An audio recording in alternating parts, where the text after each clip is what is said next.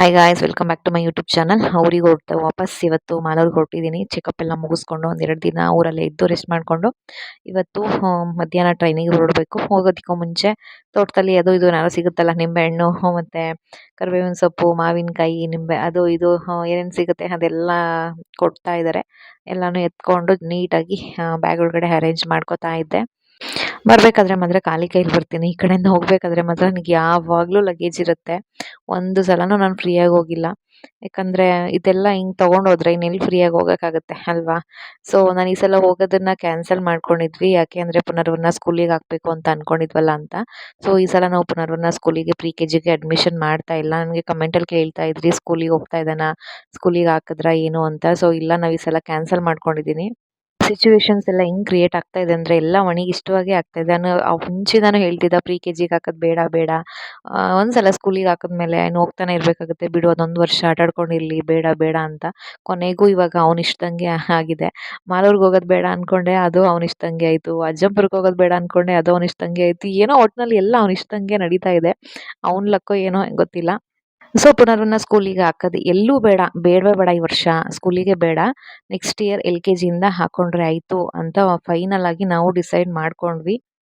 ಇದರಿಂದ ನಮ್ಗೆ ಏನು ಒಳ್ಳೇದಾಯ್ತಪ್ಪ ಅಂತಂದರೆ, ಇವಾಗ ನಾನು ಇನ್ನೊಂದು 3 ತಿಂಗಳು ಮನೆ ಜೊತೆಯಲ್ಲೇ ಮಾಲೂರಲ್ಲೇ ಇರೋ ಹಂಗಾಯ್ತು. ಇವಾಗ ಅವನಿಗೂ ಊಟ ತಿಂಡಿಗೆ ಎಲ್ಲ ತುಂಬ ಕಷ್ಟ ಆಗ್ಬಿಡುತ್ತೆ ನಾನು ಈ ಕಡೆ ಬಂದುಬಿಟ್ರೆ.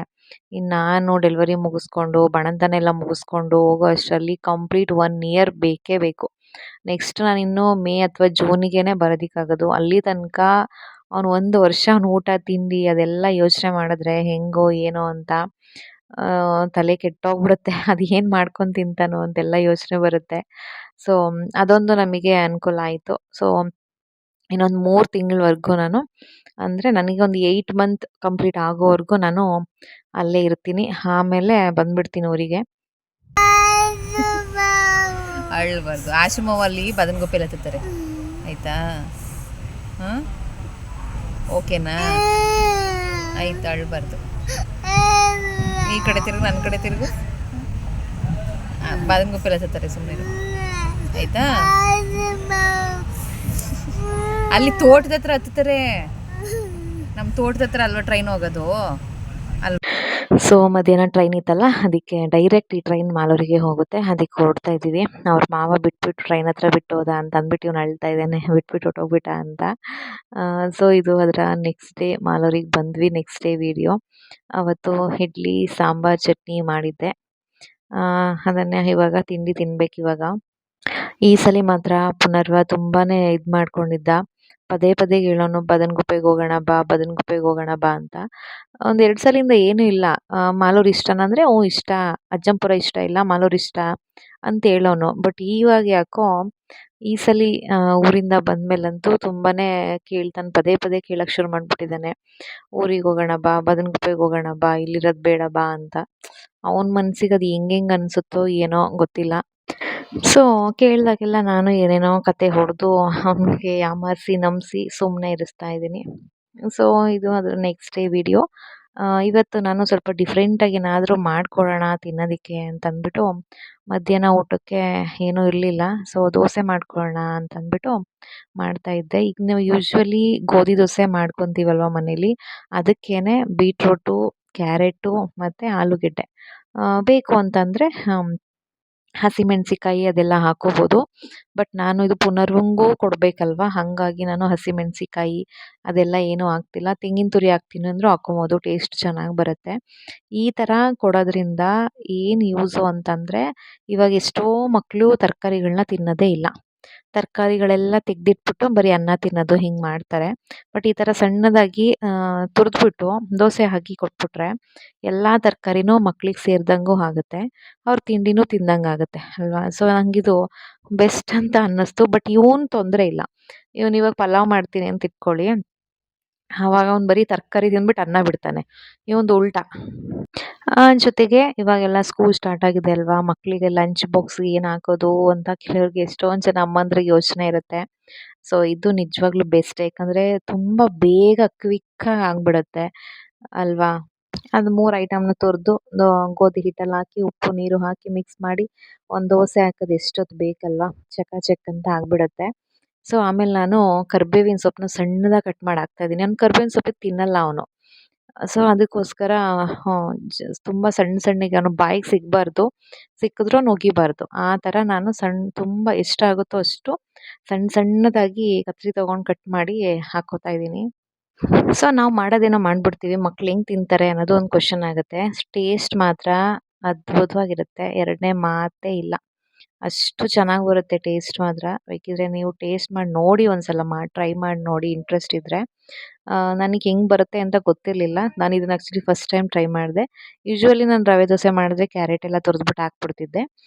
ಬಟ್ ಈ ಥರ ಎಲ್ಲ ತರಕಾರಿನೂ ಮಿಕ್ಸ್ ಮಾಡ್ಕೊಂಡು ಯಾವತ್ತೂ ನಾನು ಹಾಕಿರಲಿಲ್ಲ. ತಡಿ ಒಂಚೂರು ಟ್ರೈ ಮಾಡೋಣ ಅಂತ ಅನ್ನಿಸ್ತು. ಈಗ ಪಲ್ಯ ಎಲ್ಲ ಮಾಡ್ಕೊಂಡು ತಿಂತೀನಿ ಅಂತಂದರೆ ಟೈಮ್ ಬೇಕು. ಅದೆಲ್ಲ ಕಟ್ ಮಾಡಿಕೊಂಡು ಅದು ಬೇಯಿಸ್ಕೊಂಡು ಒಗ್ಗರಣೆ ಮಾಡಿಕೊಂಡು ಸೊ ಎಣ್ಣೆ ಎಲ್ಲ ಜಾಸ್ತಿ ಕನ್ಸ್ಯೂಮ್ ಮಾಡ್ದಂಗೆ ಆಗುತ್ತೆ ನಾನೂ. ಸೊ ಅದೆಲ್ಲ ಮಾಡೋ ಬದಲು ಇದು ತುಂಬ ಕ್ವಿಕ್ಕಾಗಿ ಆಗುತ್ತೆ, ಸಿಂಪಲ್ಲಾಗೂ ಆಗುತ್ತೆ ಅಂತಂದ್ಬಿಟ್ಟು ಈ ಥರ ಟ್ರೈ ಮಾಡ್ತಾಯಿದ್ದೆ. ಕೆಲಸ ಮಾಡ್ತಾ ಅವನ ಜೊತೆ ಆಟ ಆಡಿಕೊಂಡು ಅವ್ನು ಕೇಳೋ ಕ್ವೆಶ್ಚನ್ಸ್ಗೆಲ್ಲ ಆನ್ಸರ್ ಮಾಡಿಕೊಂಡು ಮಾಡ್ತಾಯಿದ್ದೀನಿ. ಇಲ್ಲ ಅಂದರೆ ನಾನು ಕೆಲಸ ಮಾಡೋಕ್ಕೆ ಬಿಡಲ್ಲ. ಅವ್ನು ದಿನಕ್ಕೊಂದು 1000 ಪ್ರಶ್ನೆ ಕೇಳ್ತಾನೆ. ಅವನು ಅಂತಲ್ಲ, ಮಕ್ಕಳೇ ಅಷ್ಟು. ಯಪ್ಪಾ! ಎಷ್ಟು ಕ್ವೆಶ್ಚನ್ಸ್ ಕೇಳ್ತಾರೆ ಅನಿಸುತ್ತೆ. ಸೊ ಅಷ್ಟು ಕ್ವೆಶ್ಚನ್ಸ್ಗೆ ನಾನು ತಾಳ್ಮೆಯಿಂದ ಆನ್ಸರ್ ಮಾಡ್ಕೊಂಡಿದ್ರೆ ಅವ್ನು ಸುಮ್ಮನಿರ್ತಾನೆ. ಇಲ್ಲ ಅಂದರೆ ಅಳಕ್ಕೆ ಶುರು ಮಾಡ್ತಾನೆ. ನಾನು ಒಂಚೂರು ರ್ಯಾಶ್ ಆದ್ರೂ ಅದೆಷ್ಟು ಕ್ವೆಶ್ಚನ್ ಕೇಳ್ತೀಯ ಹೋಗು ಅಂದ್ರೂ ಅವ್ನಿಗಿಷ್ಟ ಆಗಲ್ಲ. ಅಳಕ್ಕೆ ಶುರು ಮಾಡಿಬಿಡ್ತಾನೆ. ನಾನು ಅಷ್ಟೇ ತಾಳ್ಮೆ ತಗೊಂಡು ಅವ್ನು ಕೇಳೋದಕ್ಕೆಲ್ಲ ಉತ್ತರ ಕೊಟ್ಕೊಂಡು ಕೆಲಸ ಮಾಡ್ತಾ ಇರ್ತೀನಿ.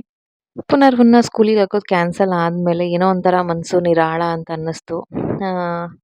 ಹೆಂಗೋ ಒಂದು ವರ್ಷ ಅವ್ನ ಜೊತೆಲೇ ಇರ್ಬೋದು ಅಂತಾನೆ ಒಂಥರ ಖುಷಿನೂ ಆಯಿತು ಒಳೊಳಗೆ ನನಗೆ. ಇನ್ನೊಂದು ಕಡೆ ಮಣಿಗೂ ಖುಷಿ ಆಯಿತು. ಸದ್ಯ ಇನ್ನೊಂದು 3 ತಿಂಗಳು ಇಲ್ಲೇ ಇರ್ತಾಳೆ. ನನಗೂ ಊಟ ತಿಂಡಿಗೆ ಏನು ತೊಂದರೆ ಇಲ್ಲ ಅಂತ ಅವನಿಗೂ ಖುಷಿ ಆಯಿತು. ಒಂಥರ ಏನೋ ಒಂಥರ ಕಿರಿಕಿರಿ ಅಂತ ಅನಿಸ್ಬಿಟ್ಟಿತ್ತು ಈಗ. ಒಂಥರ ಮನಸ್ಸಿಗೆ ಸಮಾಧಾನ ಇರಲಿಲ್ಲ, ನೆಮ್ಮದಿನೇ ಇರಲಿಲ್ಲ. ಅವ್ನು ಸ್ಕೂಲಿಗೆ ಹಾಕ್ತಾಯಿದ್ದೀನಿ ಅಂತ ಅಂದ್ಕೊಂಡಾಗಲೆಲ್ಲ ಒಂದೊಂದು ಸಲ ಅನಿಸುತ್ತೆ, ಅಯ್ಯೋ ಹಾಕ್ಬಿಡ್ಬೇಕಿತ್ತಾ ಅಂತ ಎಲ್ಲಾದರೂ. ಆಮೇಲೆ ಇನ್ನೊಂದು ಸಲ ಅನಿಸುತ್ತೆ, ಅಯ್ಯೋ ಬಿಡು ಆಟ ಆಡ್ಕೊಂಡಿರಲಿ. ಯಾಕಂದರೆ ಈಗ ಆಲ್ಮೋಸ್ಟ್ ಎಲ್ಲ ಮಕ್ಳು ಪ್ರಿ ಕೆ ಜಿಲಿ ಏನು ಹೇಳ್ಕೊಡ್ತಾರೋ ಅದೆಲ್ಲ ಮನೇಲೇ ಕಲ್ತ್ಕೊಂಡ್ಬಿಟ್ಟಿರ್ತಾರೆ. ಏನಕ್ಕೆ ನಾವು ಸುಮ್ಮನೆ ಸ್ಕೂಲಿಗೆ ಹಾಕಬೇಕು ಅಂತಂದರೆ ಅಟ್ಲೀಸ್ಟ್ ಅವ್ರಿಗೆ ಅಭ್ಯಾಸ ಆಗಬೇಕು. ಮನೆ ವಾತಾವರಣ ಬಿಟ್ಟು ಒಂದು ಸ್ಕೂಲ್ ವಾತಾವರಣಕ್ಕೆ ಅವ್ರು ಅಡ್ಜಸ್ಟ್ ಆಗಬೇಕು, ಕೂತ್ಕೊಳ್ಳೋದು ಅಭ್ಯಾಸ ಮಾಡ್ಕೋಬೇಕು, ಫ್ರೆಂಡ್ಸ್ ಜೊತೆ ಮಿಂಗಲ್ ಆಗೋದು ಅಭ್ಯಾಸ ಮಾಡ್ಕೋಬೇಕು ಅನ್ನೋ ರೀಸನ್ಗಷ್ಟೇ ನಾವು ಹಾಕ್ಬೇಕಷ್ಟೇ. ಆಲ್ಮೋಸ್ಟ್ ಎಲ್ಲನೂ ಕಲ್ತ್ಕೊಂಡ್ಬಿಟ್ಟಿರ್ತಾರೆ. ನನಗೆ ಗೊತ್ತಿರೋಂಗೆ ಒಂದು 90% ಎಲ್ಲ ಮಕ್ಕಳು ಕಲಿತೇ ಬಿಟ್ಟಿರ್ತಾರೆ ಎಲ್ಲದನ್ನು. ಸೊ ಏನೋ ಒಟ್ಟಿನಲ್ಲಿ ಆಗೋದೆಲ್ಲ ಒಳ್ಳೆಯದಕ್ಕೆ ಅಂತ ಅಂದ್ಕೊಂಡು ಸುಮ್ಮನಾದ್ವಿ. ಆಮೇಲೆ ನೋಡಿ ಹಿಂಗೆ ಬರುತ್ತೆ. ತುಂಬ ಗಟ್ಟಿನೂ ಅಲ್ಲ, ತುಂಬ ತೆಳುವೂ ಅಲ್ಲ. ನೋಡಿ ಈ ಥರ ಇರಬೇಕು ಕನ್ಸಿಸ್ಟೆನ್ಸಿ. ದೋಸೆ ಹಾಕ್ತಾ ಇದ್ದೀನಿ ಇವಾಗ. ಹೆಂಗೆ ಬರುತ್ತೆ ಅಂತ ತೋರಿಸ್ತೀನಿ ಬನ್ನಿ.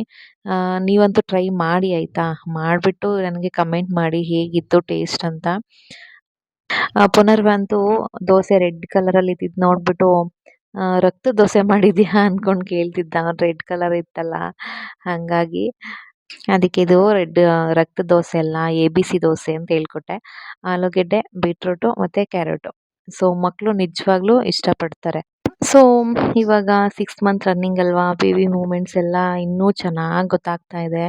ಆ್ಯಕ್ಚುಲಿ ನನಗೆ ಯಾವಾಗಿಂದ ಬೇಬಿ ಮೂಮೆಂಟ್ಸ್ ಗೊತ್ತಾಗಿದ್ದು ಅಂತಂದರೆ 4 ಮಂತ್ ಕಂಪ್ಲೀಟ್ ಇನ್ನೇನು ಕಂಪ್ಲೀಟ್ ಆಗಬೇಕು ಆಗ ನನಗೆ ಬೇಬಿ ಮೂಮೆಂಟ್ಸ್ ಗೊತ್ತಾಗಿದ್ದು.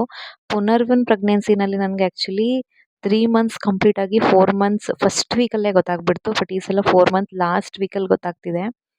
ನಾನು ಪುನರ್ವನ್ ಪ್ರೆಗ್ನೆನ್ಸಿಲಿ ಡಾಕ್ಟರ್ ಹತ್ರ ಹೋಗಿ ಹೇಳಿದ್ರೆ ನನಗೆ ಗೊತ್ತಾಗ್ತಿದೆ ಅಂದರೆ ಇವಾಗಲೇ ಗೊತ್ತಾಗ್ತಿದೆ ಅಂತ ಅವರಿಗೆ ಆಶ್ಚರ್ಯ. ಡಾಕ್ಟರ್ ನಂಬ್ತಾ ಇಲ್ಲ.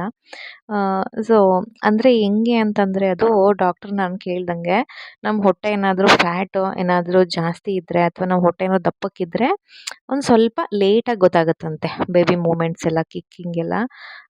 ಅಥವಾ ನಮ್ಮದು ಹೊಟ್ಟೆ ತುಂಬ ಸಣ್ಣಕ್ಕಿದೆ ಅಂತಂದರೆ ಸ್ವಲ್ಪ ಬೇಗನೆ ಗೊತ್ತಾಗುತ್ತೆ ಅಂದ್ಕೊಂಡು ಹೇಳಿದ್ರು. ಆವಾಗ ನಂದು ಇನ್ನೂ ಹೊಟ್ಟೆ ಪುನರ್ವನ್ ಪ್ರೆಗ್ನೆನ್ಸಿನಲ್ಲಿ ಫಸ್ಟ್ ಪ್ರೆಗ್ನೆನ್ಸಿ ಅಲ್ವಾ, ಸಣ್ಣಕ್ಕಿತ್ತು. ಸೊ ಬೇಗನೆ ಗೊತ್ತಾಯಿತು. ಬಟ್ ಈ ಪ್ರೆಗ್ನೆನ್ಸಿಲಿ ಇರುತ್ತಲ್ವಾ, ಫಸ್ಟ್ ಪ್ರೆಗ್ನೆನ್ಸಿದು ಹೊಟ್ಟೆ ಎಲ್ಲ ಸ್ವಲ್ಪ ಬಂದಿರುತ್ತಲ್ಲ, ಐ ಥಿಂಕ್ ಹಾಗಾಗಿ ಅದು ಸ್ವಲ್ಪ ಈ ಸಲ ನನಗೊಂದು 20 ಡೇಸ್ ಲೇಟಾಗಿ ಗೊತ್ತಾಯಿತು ಅಂತ ಅನಿಸುತ್ತೆ. ಅದು ಮಾತ್ರ ನಿಜವಾಗ್ಲೂ ನಾವು ಫಸ್ಟ್ ಪ್ರೆಗ್ನೆನ್ಸಿ ಆಗಲಿ, ಸೆಕೆಂಡ್ ಪ್ರೆಗ್ನೆನ್ಸಿ ಆಗಲಿ ಬೇಬಿ ಮೂಮೆಂಟ್ಸ್ ಮಾತ್ರ ಬೆಸ್ಟ್ ಮೂಮೆಂಟ್ಸ್ ಅಂತಲೇ ಅನಿಸುತ್ತೆ. ಸೊ ಒಂಥರ ಖುಷಿ ಆಗುತ್ತೆ ಮೂಮೆಂಟ್ಸ್ ಆಗ್ತಾ ಇರ್ತಲ್ಲ ಅವಾಗೆಲ್ಲ ಎಲ್ಲರಿಗೂ. ಒಂಥರ ಹೆಣ್ಮಕ್ಳೇ ಅಷ್ಟು ಒಂಥರ ಖುಷಿ ಆಗುತ್ತಲ್ವಾ ಆ ಟೈಮಲ್ಲಿ. ಸೊ ನೇರಳೆ ಹಣ್ಣು, ಬಾಳೆಹಣ್ಣು ಅದೆಲ್ಲ ತೊಗೊಂಬಂದಿದ್ದ ಬರಬೇಕಾದ್ರೆ ಕಾಲೇಜಿಂದ ಮಣಿ. ಪುನರ್ವ ಇವಾಗ ಹೆಂಗೆ ಫಿಕ್ಸ್ ಆಗಿಬಿಟ್ಟಿದ್ದಾನೆ ಅಂದರೆ, ಈಗ ಅವ್ರ ಅಪ್ಪ ಕಾಲೇಜಿಂದ ಬರಬೇಕಾದ್ರೆ ಏನಾದರೂ ತಂದೇ ತರ್ತಾನೆ ಅಂತ ಫಿಕ್ಸ್ ಆಗಿಬಿಟ್ಟಿದ್ದಾನೆ. ಬಂದಿದ್ದ ತಕ್ಷಣ ಕೇಳ್ತಾನೆ, ಏನು ತಂದಿದ್ಯಾ ಇವತ್ತು ಅಂತ. ಹಂಗೆ ಅಭ್ಯಾಸ ಆಗ್ಬಿಟ್ಟಿದೆ ಇವಾಗ ಅವನಿಗೆ. ಇವಾಗ ಅವರಪ್ಪ ಖಾಲಿ ಕೈಯಲ್ಲೂ ಬರಂಗಿಲ್ಲ ಮನೆಗೆ. ಬಂದಿದ್ದ ತಕ್ಷಣ ಕೇಳ್ತಾನೆ. ನಿದ್ದೆ ಮಾಡ್ತಾ ಮಲಗಿರ್ತಾನೆ. ಅವ್ನ ವಾಯ್ಸ್ ಕೇಳ್ಬಿಟ್ಟೆ ಎದ್ಬಿಟ್ಟು, "ಏನು ತಗೊಬಂದಿದ್ಯಾ ಇವತ್ತು?" ಅನ್ಕೊಂಡು ಕೇಳ್ತಾನೆ. ಹಂಗೆ ಅಭ್ಯಾಸ ಮಾಡ್ಕೊಂಬಿಟ್ಟಿದ್ದಾನೆ.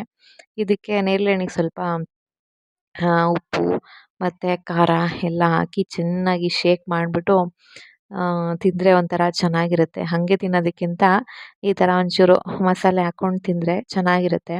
ಅದಕ್ಕೆ ಅದನ್ನು ಒಂಚೂರು ಹಂಗೆ ಟ್ರೈ ಮಾಡಿಬಿಟ್ಟು ಟೇಸ್ಟ್ ಮಾಡೋಣ ಅಂತ ಅಂದ್ಬಿಟ್ಟು ಮಾಡ್ತಾಯಿದ್ದೀನಿ.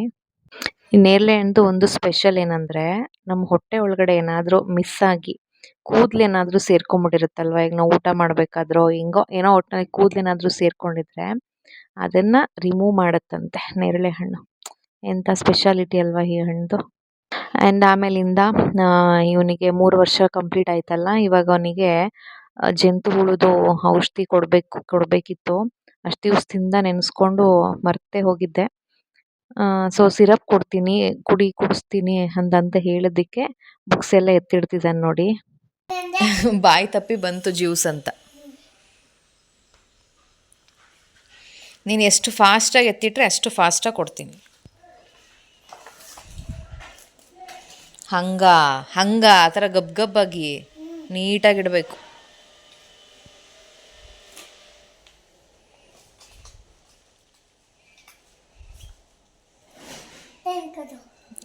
ಹಿಂಗಿಡ್ತಾರ ಈ ಥರ? ಹಾಂ, ನೀಟಾಗಿ ಜೋಡಿಸು. ಈ ಕಡೆ ಬಲ್ ಕಸ ಇದೆ.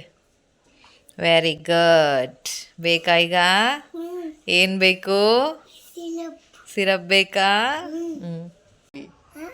ಏನಿದು? ಹತ್ರ ಬಾಯಿಲಿ. ಔಷಧಿ ಕುಡಿಯೋಕೆ ಹಿಂಗೆ ಆಡ್ತಾರ ಯಾರಾದರೂ? ಇಷ್ಟು ಖುಷಿ ಪಡ್ತಾರ? ಕುಡಿ, ಆಯಿತು. ಎಷ್ಟು ಕುಡಿತೀಯ ನೋಡ್ತೀನಿ. ಎಲ್ಲ ಕುಡಿಬೇಕು ಅಷ್ಟು.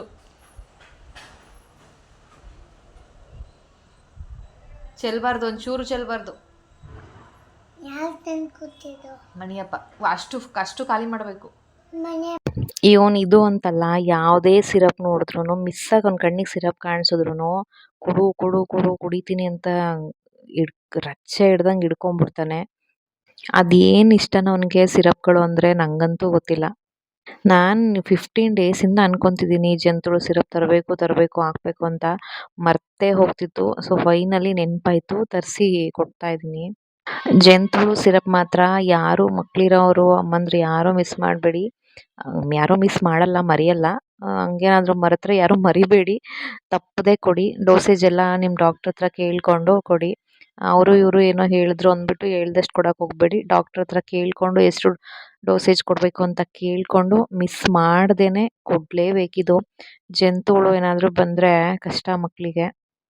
ಅದು ಬರ್ದಿರಂಗೆ ನಾವು ಈ ಥರ ಟೈಮಿಗೆ ಕರೆಕ್ಟಾಗಿ ಔಷಧಿ ಕೊಟ್ಕೊಂಡು ಅದನ್ನು ಅವಾಯ್ಡ್ ಮಾಡ್ಕೊಬೇಕು ಅಷ್ಟೇನೆ. ಓಕೆ ಗಾಯ್ಸ್, ಈ ವ್ಲಾಗ್ ನಾನು ಇಲ್ಲಿಗೆ ಎಂಡ್ ಮಾಡ್ತಾಯಿದ್ದೀನಿ. ಮತ್ತೆ ಹೊಸ ವ್ಲಾಗಲ್ಲಿ ನಾನು ನಿಮಗೆ ಸಿಗ್ತೀನಿ. ಬಾಯ್.